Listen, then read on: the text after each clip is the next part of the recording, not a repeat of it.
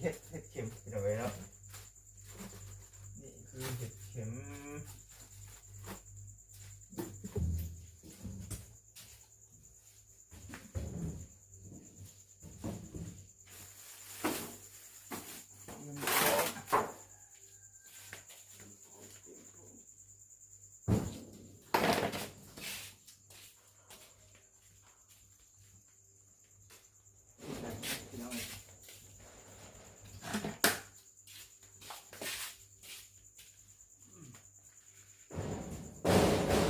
มาเบิ่งก่อนของเฮาพี่น้องเอ้ยนี่เด้เต็มรถเต็มล่า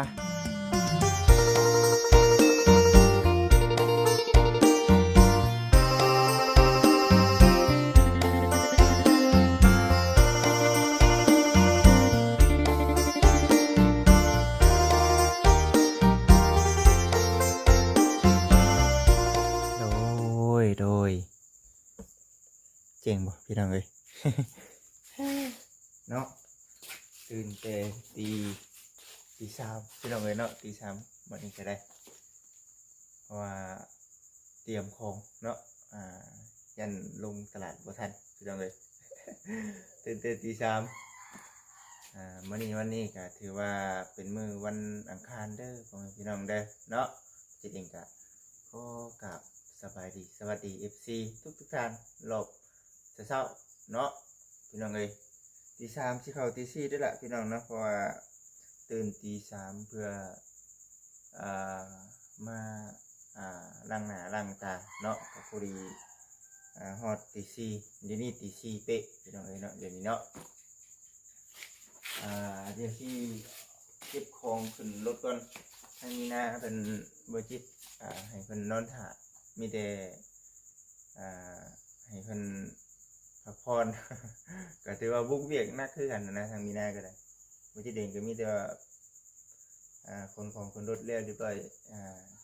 ก็ไปปลุกเพิ่นเนาะขอให้เพิ่นพักผ่อนขอให้เพิ่นบ่เมื่อยพี่น้องเอ้ยพอสู้แฮงเพิ่นไปเนาะเดี๋ยวบ่จิเก็บของขึ้นรถก่อนพี่น้องเอ้ยเนาะมีแต่ว่าเป็นกำลังใจให้ในเด้อพี่น้องเด้อเนาะรอบเช้าพี่น้องเอ้ยเนาะเดี๋ยวนี้มันกินน้ำก่อนรอบเช้าตื่นเช้ามามีอยากกินน้ำกันเลย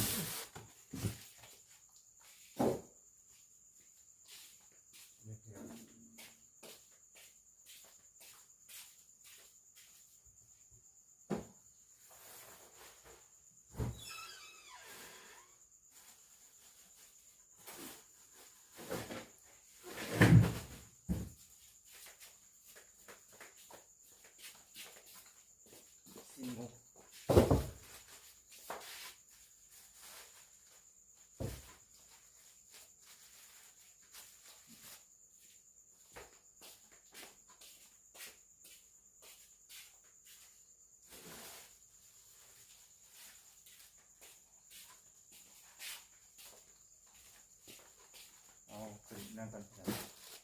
มีลูกศิษย์เนาะเดี๋ยวคนใส่นั่นก่อนเด้อ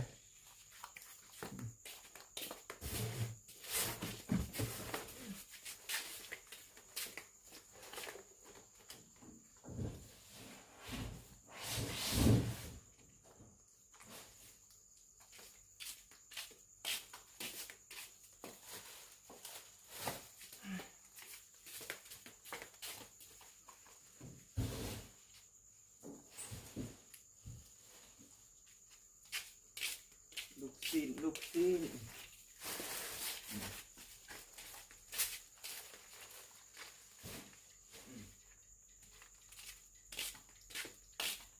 นี่มาหัวใจกับดิ้น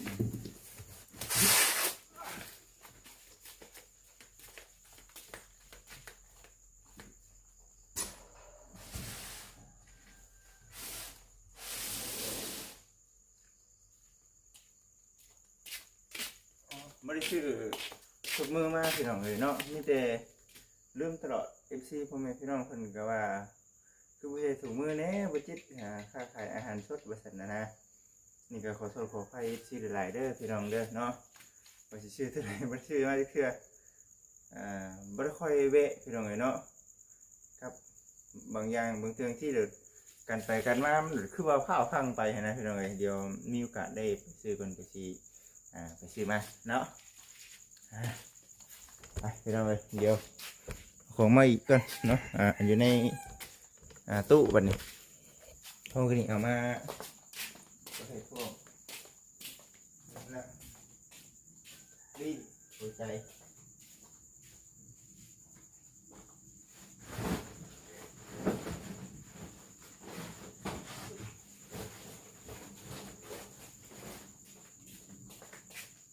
นี่เป็นกระทู้พี่น้องกระทู้เลย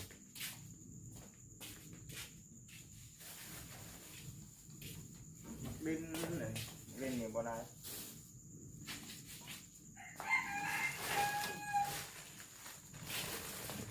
น้ำจิ้มสุกี้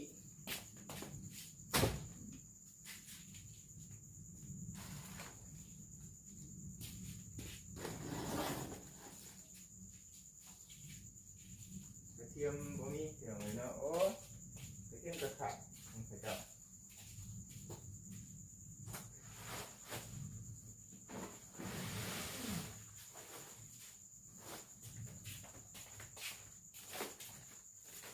กระทู้นี่มันคิดหายไปแล้วแน่หายไปแล้วแน่แล้วเลยเกะไปนิดเนาะ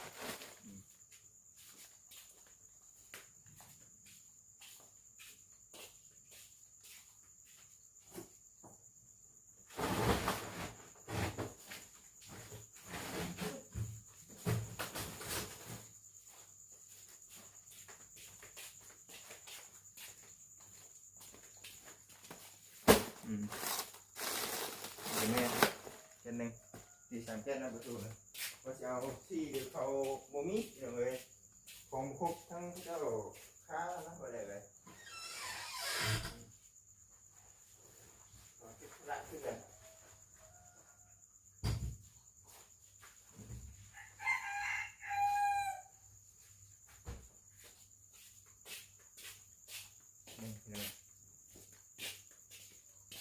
ต้องมีแก๊สใส่บ้างนะมันก็ได้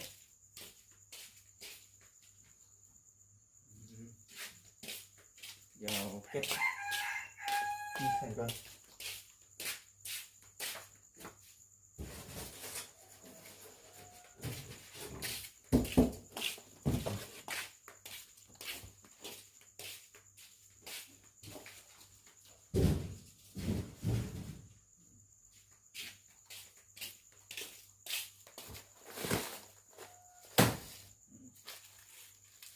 นี่เอามาเมื่อวานนี้ก่อน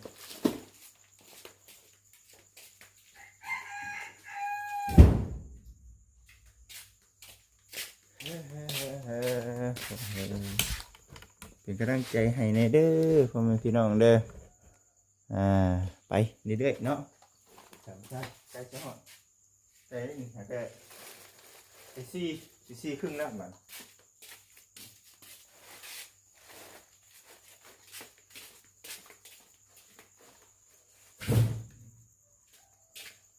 สี่ครึ่ง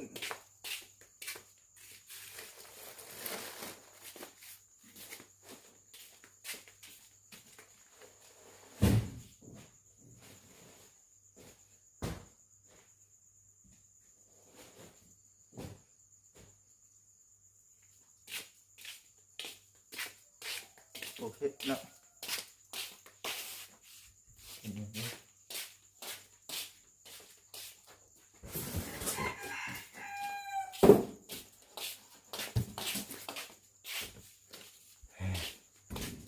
พี่น้องมืดเด้มืดเดี๋ยวเดี๋ยวสิเอาดอกไผ่ตัวนี้เอาไปหน้าพี่น้องเนาะว่าสิชื่อใหม่บ่มีเงินไปหน้าอยู่หน้าบ่มีเป็นโซลาร์เซลล์แต่พอเราอยากได้อันน่ะไฟโซลาร์เซลล์แบบว่าฉากมาไฟได้นะพี่ชายเองว่าไอ้นั่นทีนี้บุญหมุนน้ำมันท่านคือหน่อยก็เลยเที่ยวแต่เอาโคมกับโทรศัพท์เรามาฉากพี่น้องเลยก็เลยเอาตัวนี้พอได้แจ้งในเรื่องหลบไข้ขึ้นเหมือนนะนี่เห็ดเข็มพี่น้องเลยเนาะนี่คือเห็ดเข็ม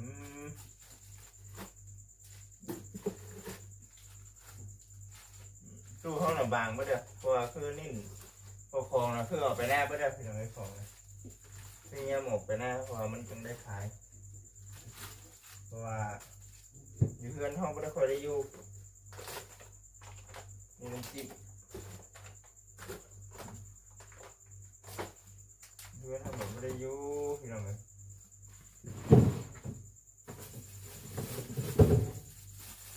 คนดูหน้านะปัจจุบันเพื่อนนี่ขายแต่ของชุดเนาะมันมีเสื้อผ้า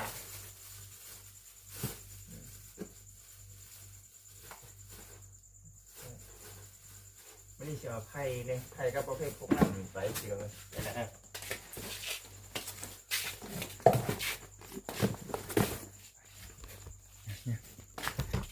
โอ้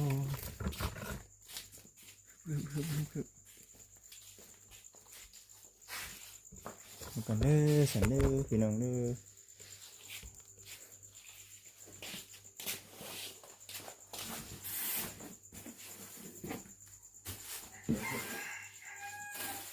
เล่นกันหมดแล้ว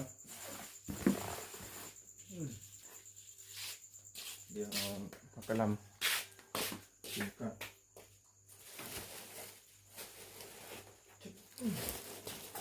นี่คือกระหล่ำ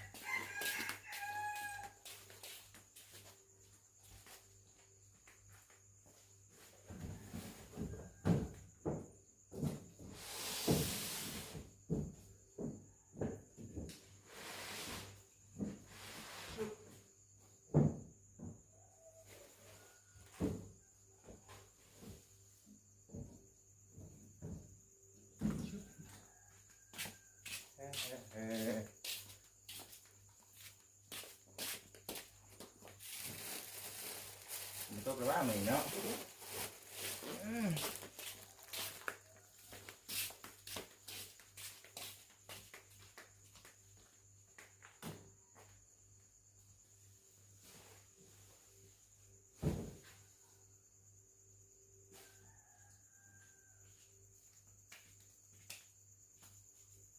ปิด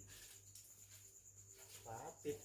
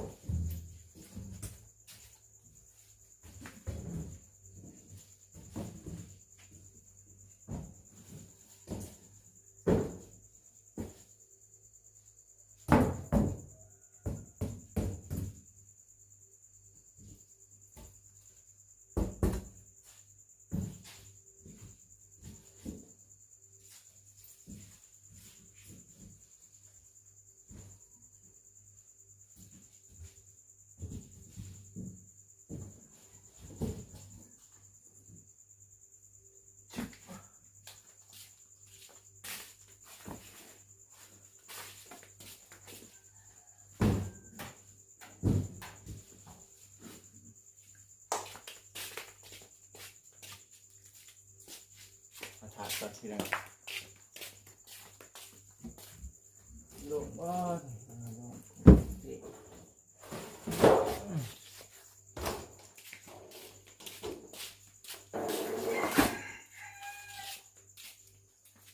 ของไม่ไม่อยากลายนะของอะไร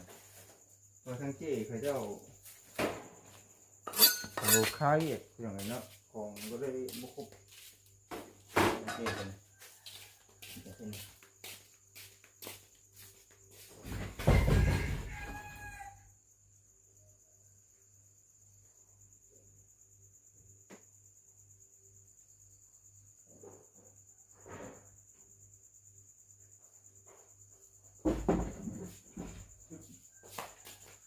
เลิกสิครับ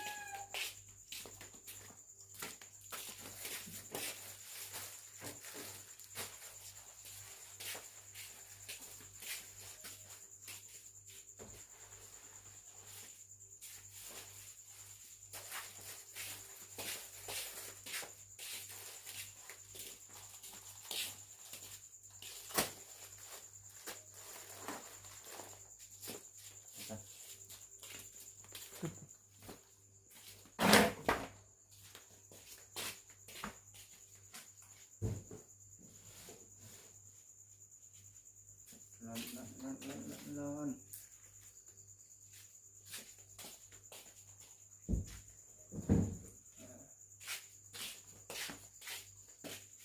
หวังว่า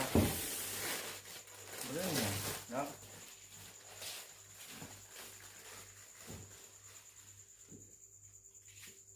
เป็นอะไรนะปลาทูสิ้นหมูปลาทูสิ้นหมูหัวใจตีนไก่เฮ็ดมาบ่ได้เนาะเดี๋ยวดูคลิปเลยผัดไทย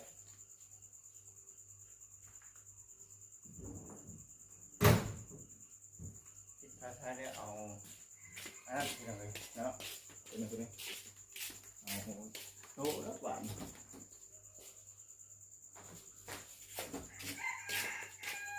ที่แล้วมีที่โซน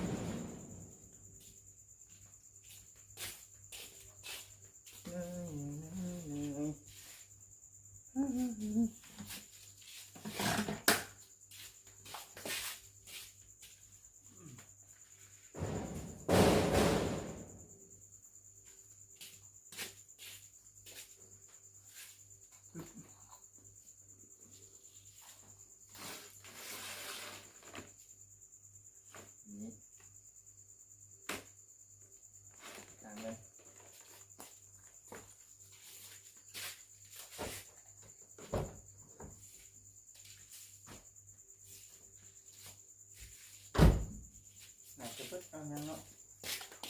dulu sini ya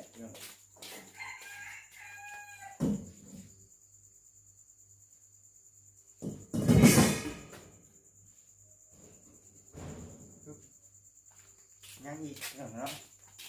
ยังอีกสิ่งหนึ่งสิ่งที่สำคัญเนาะสิ่งที่ขาดบ่ได้ก็คือกันได้มีแล้วบ่จิตต้องเดี๋ยวพี่น้องเด้อกันเนาะ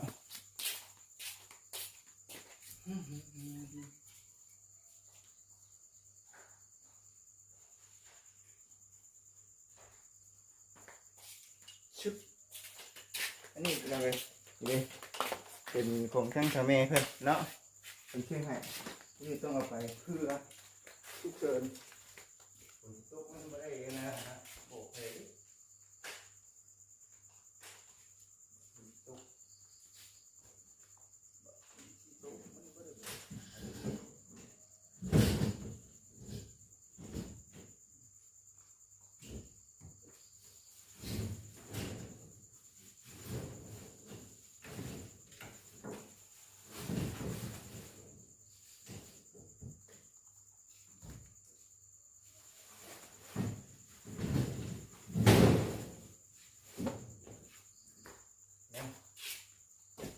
เนาะ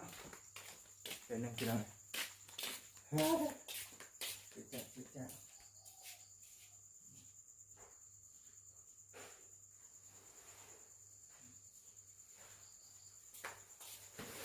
พยายามให้จ้องมันนะคะหลังคาซื้อไว้ในรถถ้าฝนตกจึงเลยเอาตกเรียนมาเอา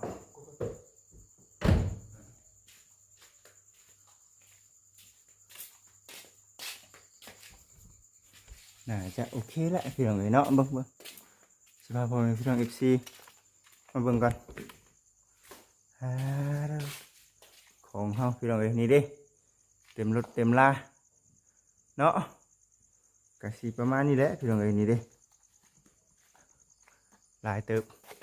เต็มรถเดี๋ยวนี้ยังบ่ปานใดเด้นี่เดี๋ยวมื้อนั้นพี่น้องเนาะเคยเสร็จมื้อเนาะเกิดว่าลืมมื้อวันประหัสได้บัดนี้มันจังของครบเพิ่นว่าขอโทษด้วยหลายเพิ่นว่าของบ่ครบสังเกตก็ได้เนาะบ่เป็นหยังเสียพี่น้องเอ้ยจังได๋เนาะเฮ็ดของเพิ่มของเพิ่มอีกก่อนพี่น้องเอ้ยบ่ได้เรื่องหยังบ่เนาะวางเบิดแต่ว่าบ้านปิดได้ปะ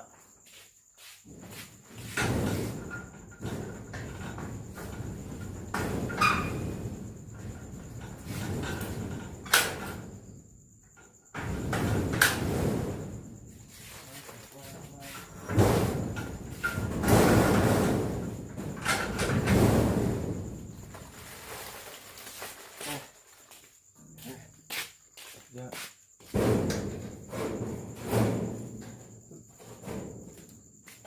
ฮึบพี่น้องฮึบ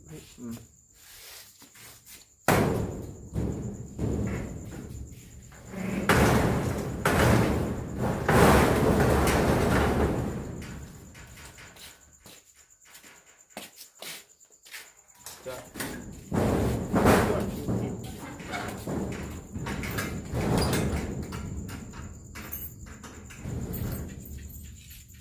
เนาะดึง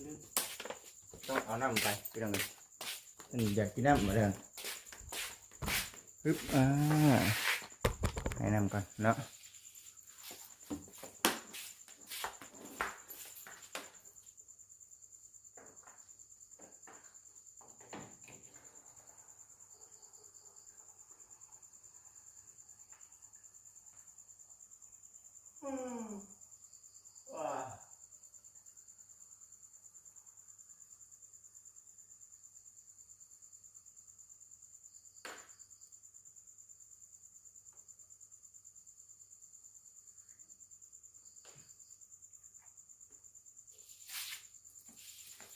คือว่าครบบัดนี้พี่น้องเลยบ่มีหยังเนาะตัวโอเคบัดตัวครบแล้วโอเคแล้วพี่น้องเนาะอันนี้สิปลูกปีนาแล้วบัดนี้ให้เพิ่น แต่งตัวได้บัดนี่พี่น้องเอ้ยเนาะ เป็นแต่งตัวได้บัดพี่สินอนวิ่งไปจักหน่อยแหละพี่น้องเอ้ยเนาะวิ่งไปจักหน่อยแหละสามีงานเพิ่น